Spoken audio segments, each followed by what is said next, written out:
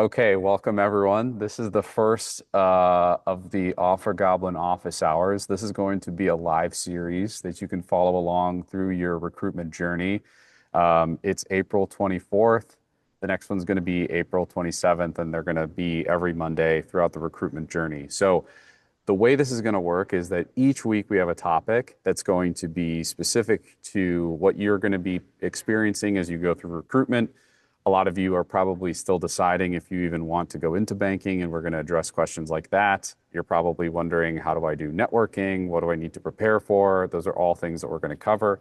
Um, but First of all, let's just introduce ourselves. So my name is Neal. I'm the founder of OfferGoblin. I was an MBA and Master's in Computer Science at UChicago, and I interned at Centerview. And I'm Ryan Tan. I'm a investment banking and capital markets instructor at Training the Street, where we train all the new summer analysts, summer associates, and new analysts and new associate hires before they hit the desk. My personal background is I did my undergrad and MBA at UC Berkeley and went into investment banking straight after college and was a healthcare banker at Wells Fargo for about 5 years. So between Ryan and I think that you'll run into a lot of people who maybe are quite experienced in investment banking, but I think that you'll find few people who are as experienced in investment banking recruitment as the two of us, which I think is what makes us an authority on the subject. And we're going to cover a lot of sort of basic topics, I think, but in this first session, I just want to give a sort of general question, passing it to you, Ryan, of what type of person is successful in investment banking? Think of the freshmen that are like considering doing this. Do they have who has what it takes and who succeeds in this space? I think that's a great question, Mike. I will be flat out honest, is investment banking is not for everyone. It is a bloody difficult career path. And the type of students that really succeed are ones who are just really hungry. They have this grit. They're willing to keep pushing when times are tough. And they need that grit to succeed not only in the recruitment process, but on the job. It's like if you're working 80, 90 hours a week at the minimum on good weeks and maybe pushing 100 plus during several live deals, you really have to have that discipline, that hunger, that grit to keep going every day. It's like taking finals every day for 2, 3 years straight.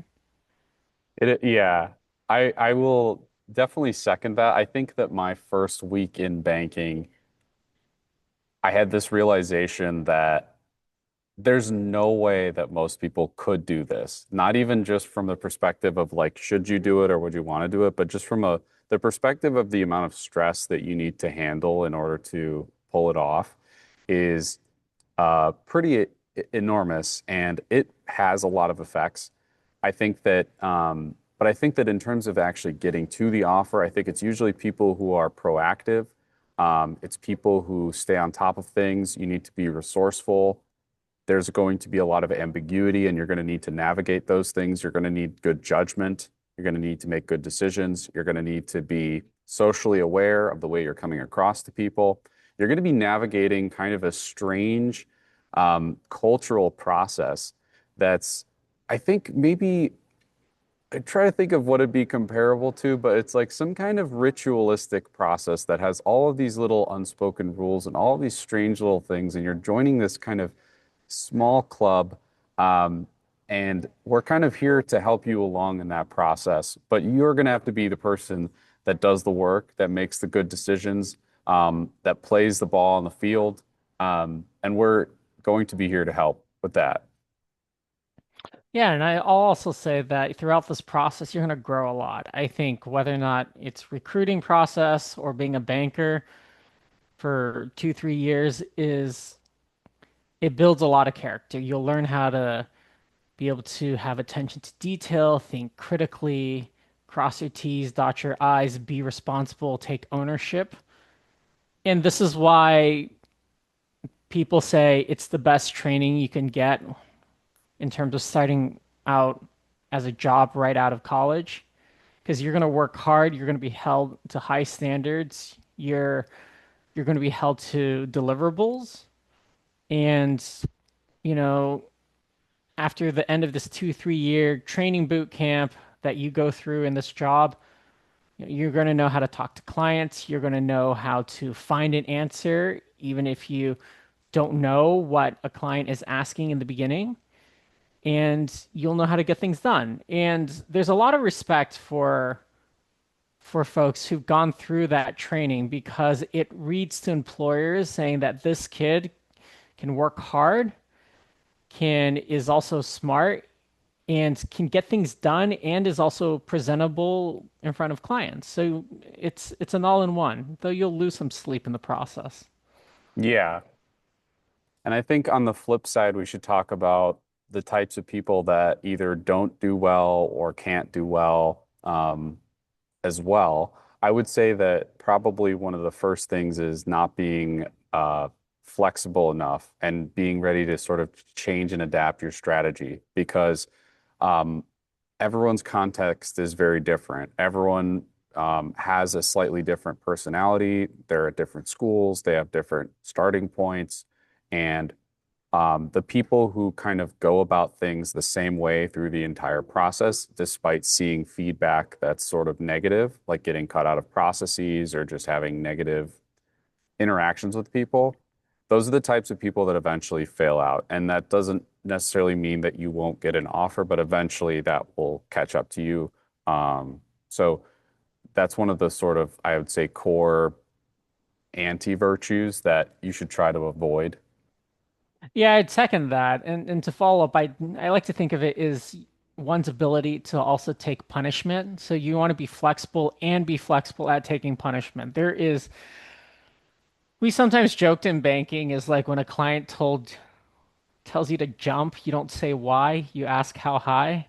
Yeah, Is you're going to have many nights ruined by last minute requests. A deal becomes live, things blow up. And you kind of just have to suck it up and, take it with a smile and yeah, no problem. We'll get it to you. We'll have it ready to you first thing in the morning. And you don't yeah, tell them saying, I had a dinner planned with my partner tonight. Well, I'm sorry, that dinner is out the window. yeah. And it's not just, I think that's, it's not just on the job, but also in the recruitment process itself. You'll need to be responding to emails very promptly. You'll need to be attending things that maybe overlap with other events. On the UChicago campus, for the MBA program when it kicked off, Goldman was the first to come to campus, and they came at 7 a.m. on a Friday morning. And it's kind of a good, like, I kind of actually respect that. And you know, because I think it just immediately qualifies people. It's like Yeah. if you're not willing to do that, you're probably not willing to do all the other things. And I think that a lot of the parts of the process are ways of testing if you will do those things because the the recruitment process is somewhat of a microcosm of the experience that you'd have in banking. Um, I'd say another thing that you would want to avoid is you cannot offload the thinking and the work required. Both Ryan and I do a lot of coaching, and we've worked with a lot of clients who have gotten in and also clients who have not gotten in. And there's no way that you can just hire a coach and have all of your ducks in a row and be ready to interview and sound plausible. You're going to need to do the work. There's no way that someone else can sort of carry that burden for you. There are ways that you can be more efficient about that. Like hiring a coach is one of those ways that a coach can point you towards things. Offer Goblin is one of those ways where our algorithm can point you towards the things that you need to focus on.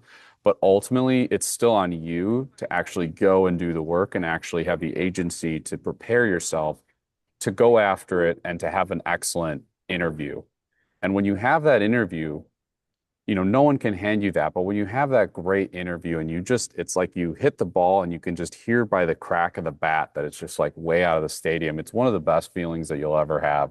Um, and in some ways, I envy that. And in a lot of ways, I don't envy you. Um, but those of you who work very hard, I think that you'll find a lot of reward at the end of this path that will go on with you. Definitely. I see a lot of candidates where they look back and they feel like they've grown a lot in terms of, they're no longer scared when they walk into a room with someone or have a coffee chat. They know how to prepare. They also think more critically. For example, a rookie mistake a lot of people do is when you have a tell me about yourself or you're walking to a coffee chat and they tell their life story and it goes 10 minutes. Hmm. And, usually that basically means you're out the door and Yeah. you're not getting a job afterwards. And so I think those who like you really have to look at it as like training for a marathon, right? And then after you get through it, you'll look back and it's like the day in, day out, just showing up, putting in the work, trusting the process, constantly refining Yeah. is you'll grow in so many ways. Yeah. I think I think we'll try to end these with each time we'll come up with some kind of pattern, but for this one I wanted to end with just a story of Jamie Dimon in his early career. So right after school, Jamie Dimon went into consulting. I can't remember which school that he went to. I think it maybe was Claremont or somewhere. Um, he went into consulting. Then he did an MBA at Harvard Business School, and then he did his summer at Goldman. And ultimately, he left Goldman after receiving a return offer outside of school to go work at American Express. And the reason that he did that is that he wanted to work with a particular mentor that he thought was really um, a valuable relationship. And I think that you'll find in this process that one of the things that can blind you is prestige and chasing the best offer and even thinking about investment banking as a prestige related activity when really what's going to work best for you is finding the best mentor for you to follow, the best leader for you to follow. And I will preface that, or I guess in post, I will say that I may have gotten some of the details of that story wrong, but the broad picture is that you shouldn't focus just on prestige and you shouldn't just follow this process in order to have prestige. But thank you so much for joining us. We're going to wrap it up here and we'll kick things off on Monday. Yeah, we'll see you on the next one. Looking forward to speaking with everyone throughout this process.